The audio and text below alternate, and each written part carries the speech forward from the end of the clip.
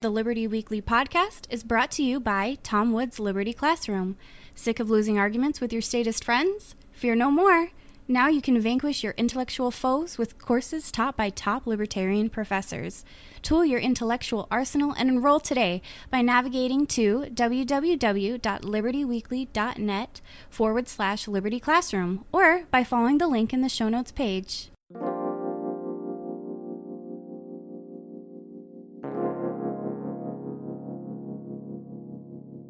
Hello, everyone, and welcome back to another episode of the Liberty Weekly Podcast. I'm your host, Patrick McFarlane, and despite being your host, I will not be appearing in this episode today.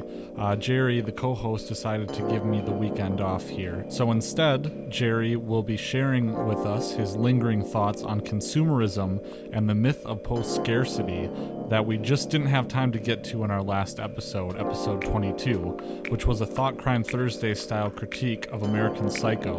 Correspondingly, you may find that episode and the show notes by navigating to libertyweekly.net/22. On another note, I decided to forego the usual intro audio sample to direct everyone to our recent guest appearance on the Actual Anarchy Podcast, where we joined our buddies at actualanarchy.com to critique and discuss Star Wars Rogue One.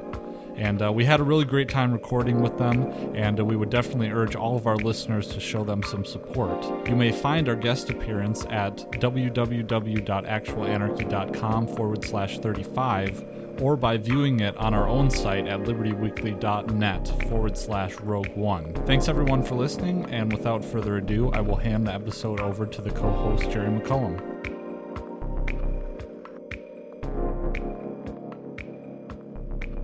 Hello, everyone, and welcome to this week's episode of the Liberty Weekly Podcast. I'm your co-host, Jerry McCollum, and today our host, Patrick McFarlane, is not here. I decided that I want to do a recording on my own today. Well, let us know what you think. Today we're going to be giving a critique on the critique of consumerist culture, and then I'm also going to be talking about post-scarcity afterwards. So give a listen, let us know what you think. All right, so to begin, I'm going to talk about a lot of the critiques of what's colloquially referred to as consumerism or consumerist culture. And to start off with, I'm going to deal with collectible or limited edition or luxury goods. Then I'm going to talk about planned obsolescence.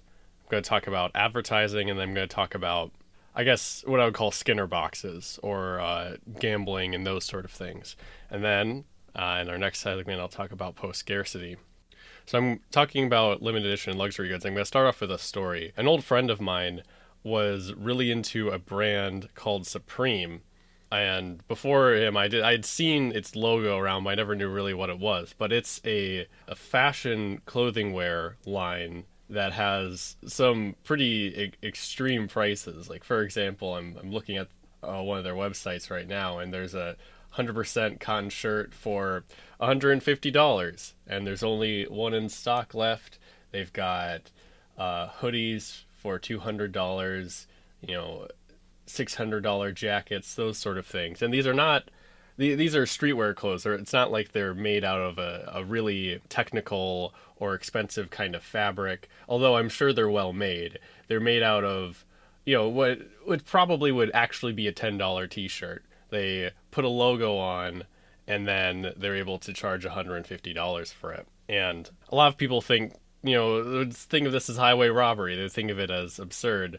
Personally, I think it's absurd. It's not something that I would participate in. I had a friend who did, and he actually bought quite a bit of fakes of these clothing, and he talked about it often. He really enjoyed it, and he had some legitimate Supreme clothing and he had some fake Supreme clothing, and wearing it around, occasionally he would see someone else who was also into this clothing, or someone would spot him and they would, interact and be like really excited, like, oh wow, you got that, like, how did you get that sort of item, that sort of thing. And it was really a subculture that he was a part of, and it was pretty neat to see. And while I think it's silly, I don't think it's worth the money. He definitely does. And I think it's amazing that the market can create value where there is none, for lack of a better way to put it.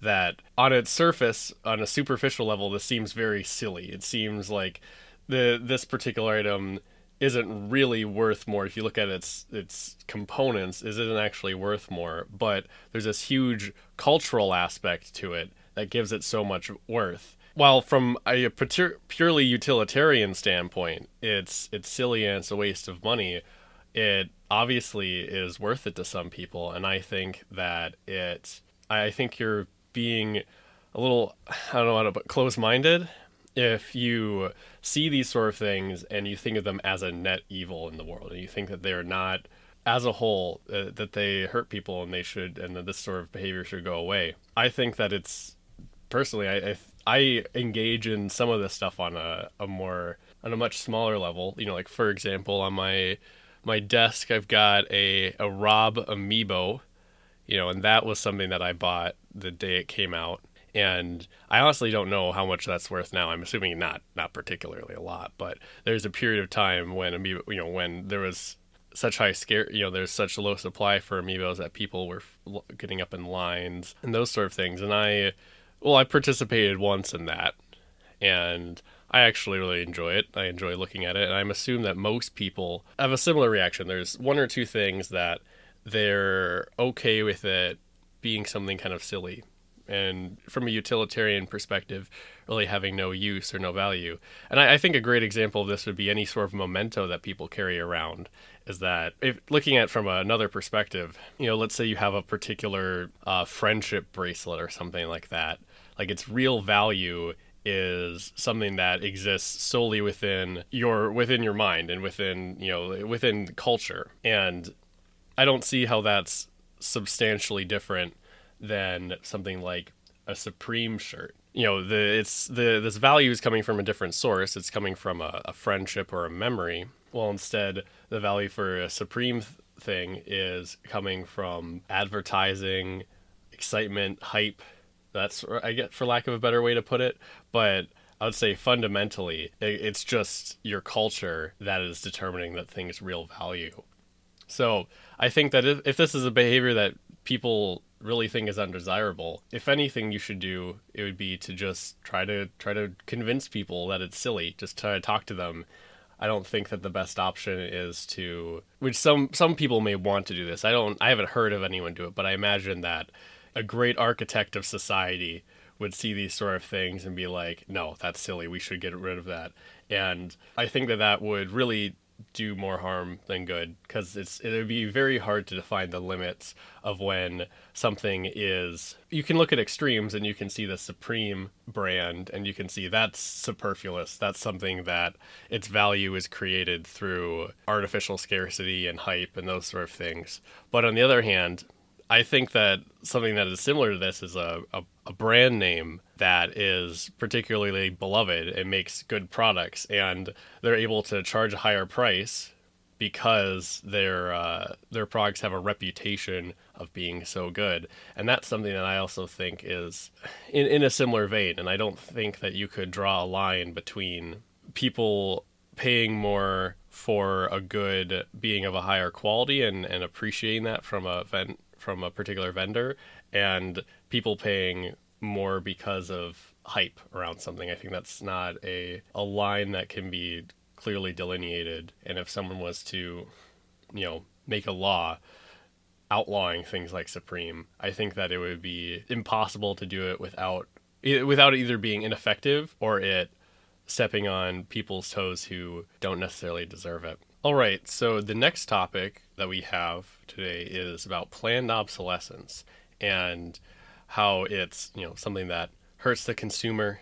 It is caused by consumerism or, those sort of things. And I'm going to explain why. With a big exception, which is the automotive industry, I would say that planned obsolescence, it's not a net harm. It's something that's actually good. Depending on how you define planned obsolescence, I would either say planned obsolescence doesn't exist, excluding the automotive industry, or it's something that is a net good. So first, let me explain my exception with the automotive industry. I personally don't own a car. I don't know enough about the market of vehicles and those sort of things to speak on it from a consumerist side. But So a lot of people have talked about there being a lot of planned obsolescence within the automobile industry. And my layman opinion is I think that it probably exists. But the automotive industry within Europe, the United States, and Japan is far from a free market. It's probably one of the most, besides banking, it's probably one of the most cronyist sections of the economy. What was it, 2008? Who got bailed out? Automotive industry, banks. I don't believe the spirit of free market capitalism is alive within the automotive industry within the world. And so I do believe that, I don't know for sure, I suspect that planned obsolescence is something that exists, and it is a net negative. But I think it exists because of government interference within those markets. Well, on the other hand, the other area of the economy that people often talk about planned obsolescence in is the electronics industry. And I think that planned obsolescence within the electronics industry is a net good, or it's something that if you define planned obsolescence as deliberately making shoddy products in order to sell more products in the future, I think that does not exist.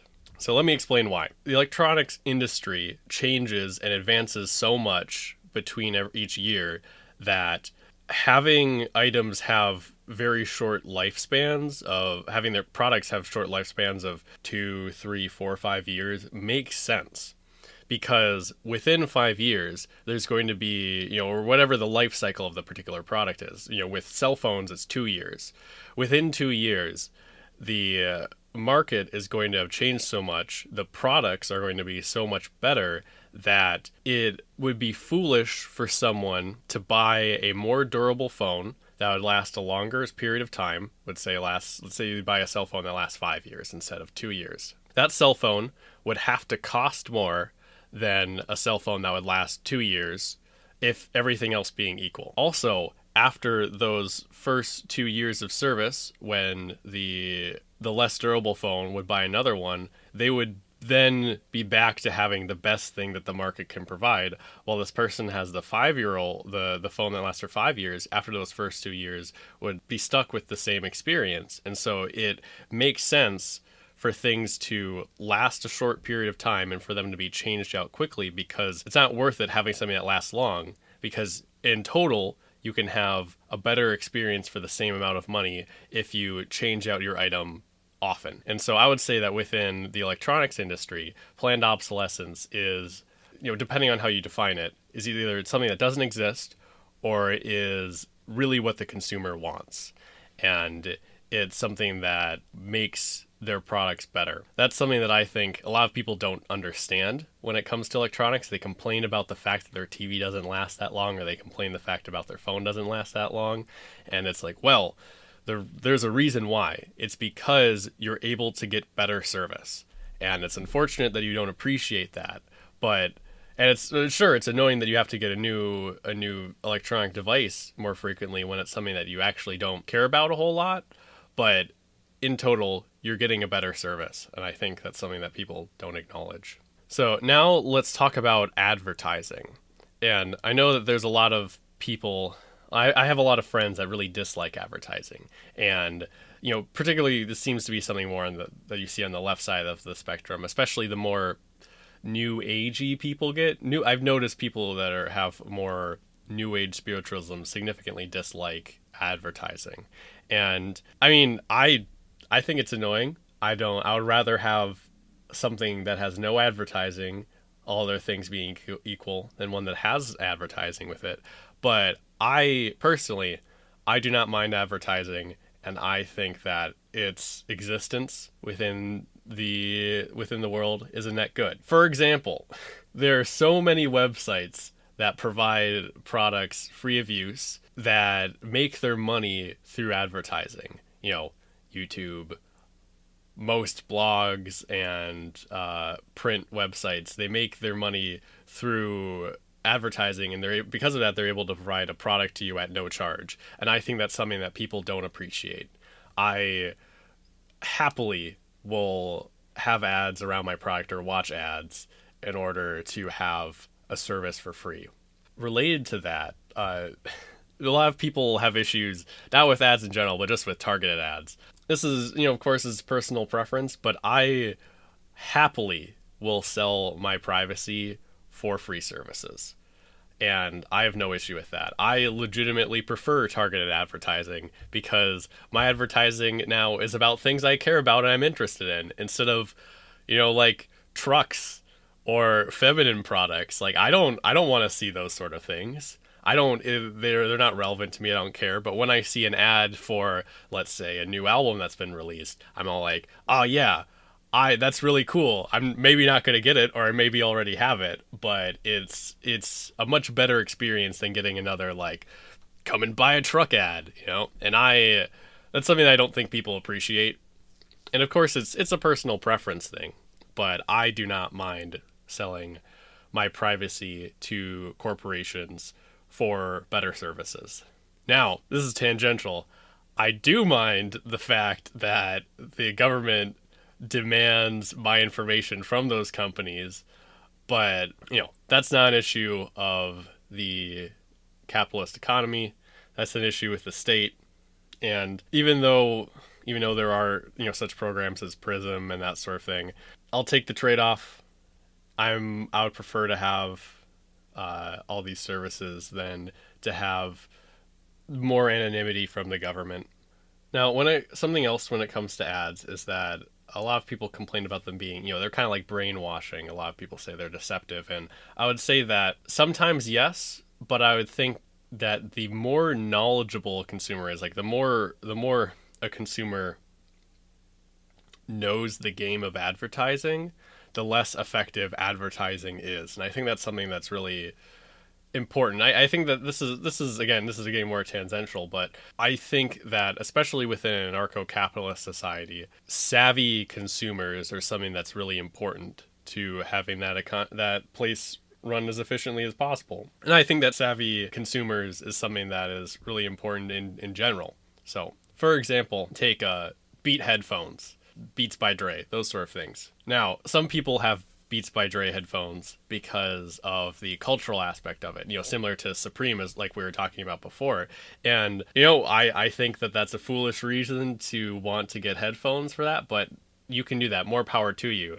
Something that does bother me, and something that I want to change about society, is when people buy Beats by Dre headphones and believing them to be genuinely superior to other headphones. And that's not the case. And the solution to that is not laws against advertising or consumer protection agencies or those sort of things. The solution to that is just having savvy consumers. In general, and especially now with the internet, I think that anyone who is looking to have an expensive purchase should know that the best thing to do is to go online, go to the community of the world, and ask them what's the best option, what's the best choices, basically to sidestep advertising, who that may lie to them.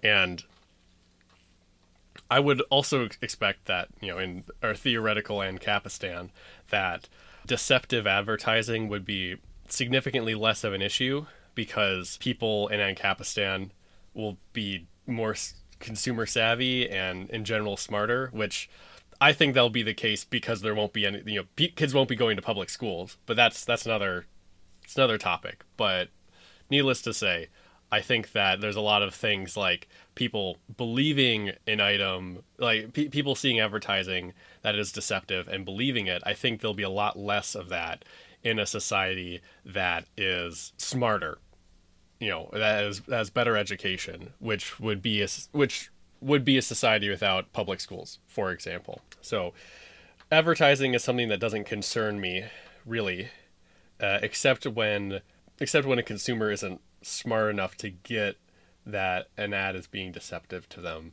And the solution to that is just teach people to be more consumer savvy. The last thing I want to talk about is things like Skinner boxes or gambling, for example. And personally, I've never found gambling appealing in any way. It's always seemed quite silly to me. I've been into a casino before. I people watched in a casino, which was really fun, actually. I want to do that again. There's a casino close to where I live that I want to go to again with a friend and just bum around. But you see a lot of sad faces in there, unfortunately.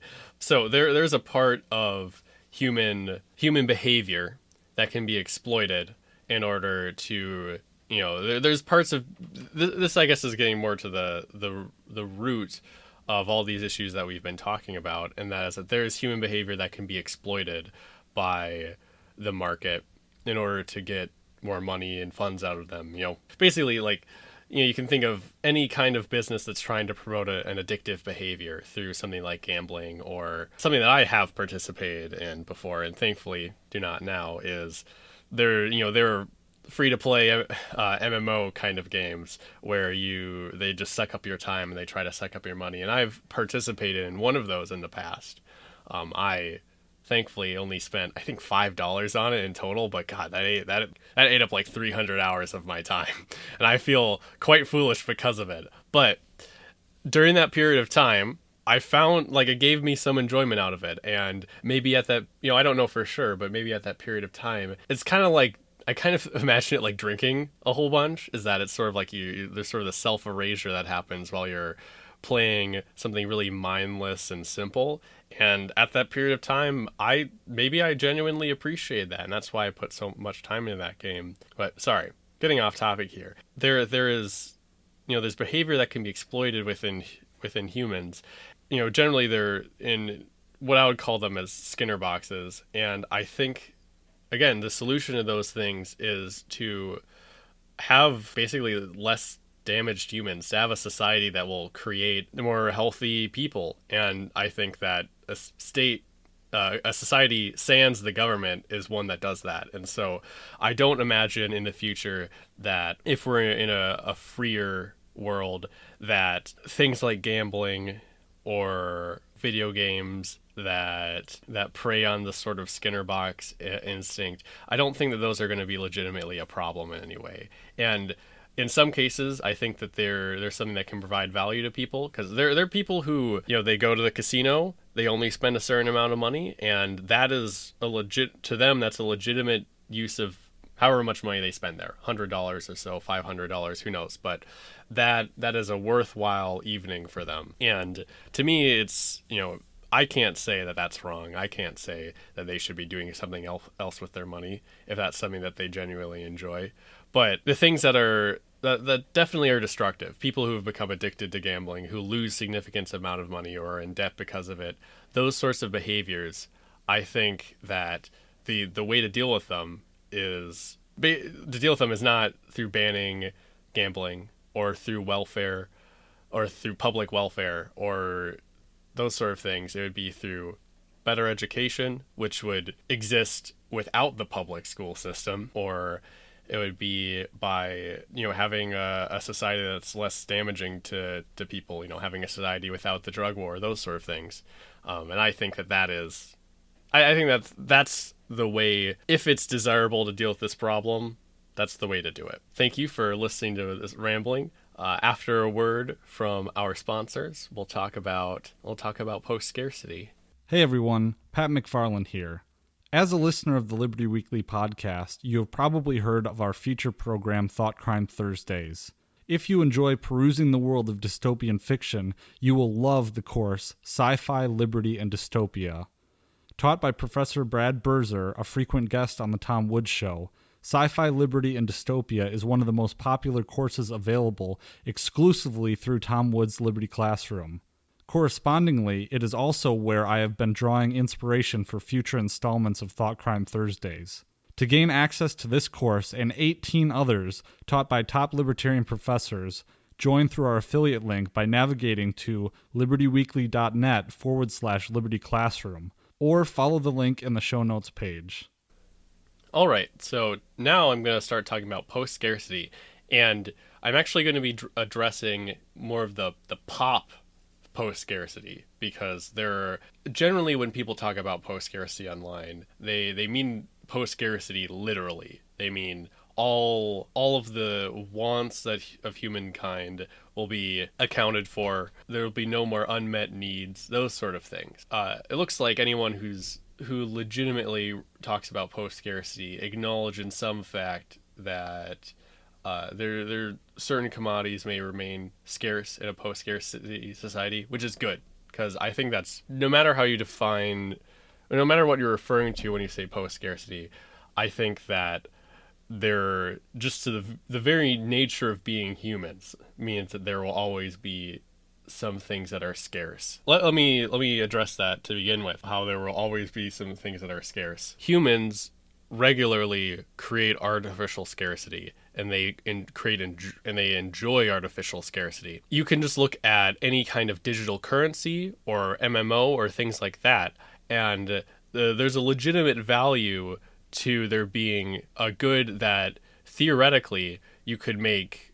There's no limits on physical reality to how much of these things can be made, but the scarcity of it gives it value. So, if you look at an MMO, the economy within an MMO is finely tuned, maybe is giving more MMOs credit than they deserved, but there definitely is a deliberate design to their digital economies, and they'll create value between the different items within the different digital items in that economy, and people will pay real money for those things, or they'll put real time into it, or they'll find the game to be more enjoyable because of that.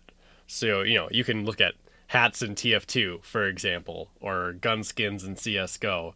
Those things are stuff that people really care about, and they're in a situation where there is absolutely no physical limit on how many of those things could exist. But the fact that only some of them exist is what makes them valuable to people. And so, no matter what, I think that humans will create artificial scarcity in order to meet their desires. If we lived in a world where we could replicate items down to the atom, even then, the original of those things, or the only first or second copies, those things would have value to people. It would be someone who owns the original Mona Lisa would have greater status than someone who owns a atom by atom replica of the Mona Lisa. The fact that it wasn't Leonardo da Vinci himself who painted that painting will mean that it means less to people. Similarly, there's something that people don't realize, is that status itself is a commodity that humans desire, and is by its very nature it's something that is scarce. Even if all material goods in the universe exist and are met, people will still, just the nature of being a mammal will mean that humans will want to have dominance and hierarchy over each other, and that's something that legitimately has value to people. People spend a lot of money on items that that display status, and that's something that really has value to people. And even if in the future, if we have some theoretical future where you can't buy status, that's still going to be, with money, that's still going to be something that people desire and want, and will be inherently scarce.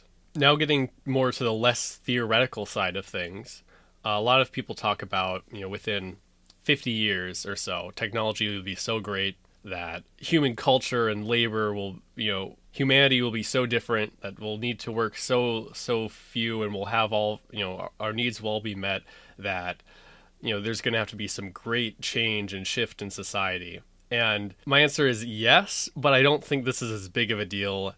I think you're making this as much bigger of a deal than it really is. And the reason why I say that is that if you look at history, if you say, for example, look at the percentage of farmers within the U.S. population, in 1790, 90% of the U.S. population dealt with agriculture or food production. In 1990, it's 38%. And the most recent statistics is that it's 2% now. And food is one of the things that historically has been something that people need the most to survive. It's usually food, famine or disease that's causing people to die, not a lack of shelter or, those sort of things. So the main resource that is needed to keep people alive, which in the past, just 200 years ago, was, at least, for the United States, 90% of the population is now only 2% of the population. That's a huge difference. And look at, if you think about what people do nowadays, there's so much labor goes into hospitality. It goes into really giving people a nice experience at a restaurant or those sort of things, or it goes into the entertainment industry, or it goes into things that really are not important to anyone's immediate survival, like space programs or those sort of things. And so I would say that we've already had these sea changes in society and culture that would potentially be caused in a post-scarcity society have already happened multiple times throughout history. And so I don't think that that's going to be something. I think it's going to be a big difference. It's not going to be the greatest change that has ever happened to humanity. I think that it's just going to be, if anything, it'd be on par with the Industrial Revolution, those sort of things. Like it'd be a big deal, but it wouldn't be the biggest happening to ever happen in the world, I would say. So what I'm trying to say is that, relatively speaking, compared to 200 years ago, we are in a post-scarcity society. And I think that into the future, we're not going to see anything, or we're not going to see like a huge mix up and change in how people live compared to now, because we're just going to become more post-scarce, as I would put it, because so much of what we do now is really superfluous. My roommate works in the service industry.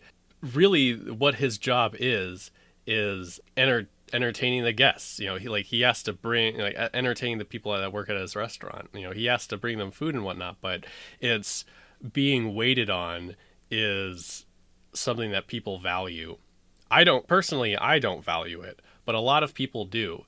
And instead of labor going towards creating physical things or creating capital, it's going to be going, for example, towards services, I think, throughout the world, because that's something that people value. Humans are scarce. There's not an infinite number of humans, and the attention of people is something that is valued by others. The attention of valuable people, experts, is something that also is something that people really value. People talk about post-scarcity being, in a more academic view on post-scarcity, those people talk about it being such a huge sea change. I don't think that they've really taken a look at the history of economics if they're saying that, to be honest. I hope that was interesting. Let me know what you think. We have a SpeakPipe app on our website now. It's on the right hand side of the webpage, and you can hit that and you can send us an audio file directly with your questions or comments or whatnot, and if you do so, we'll feature it on here, and we're really excited to hear what you have to say. Otherwise, sign up for our email list and you can get a free ebook. We're writing a new one right now about living free and how best to live free within an unfree world. And we also want to give a shout out to Sir Redbeard, who gave us a very nice iTunes review, and we greatly appreciate it. It really means a lot. Let's see. Also, make sure to check out our resources webpage on our website. We're bouncing around the idea of a Patreon right now. So, obviously it's something that you wouldn't need to participate in. That's why it's a Patreon. But if any of you have any ideas of something that a resource that we could provide to you that you think would be worth $1 or $2 or however much, let us know, and we'll consider it. Let us know if any of you would actually be interested in donating to us, or feel free to tell us that you wouldn't be either. We appreciate all the feedback. Yeah, so thank you for listening, and you have a great day. This is Jerry signing out. If you are browsing the internet without the secure encrypted protection of NordVPN, your web traffic is completely vulnerable to third-party observation. NordVPN is the industry leader in secure and private VPN technology, offering military-grade encryption to keep your internet traffic secure. Take advantage of our special offer today and receive 72% off a 2-year subscription by following our link in the show notes page, or by navigating to libertyweekly.net/Nord. That's libertyweekly.net/NORD.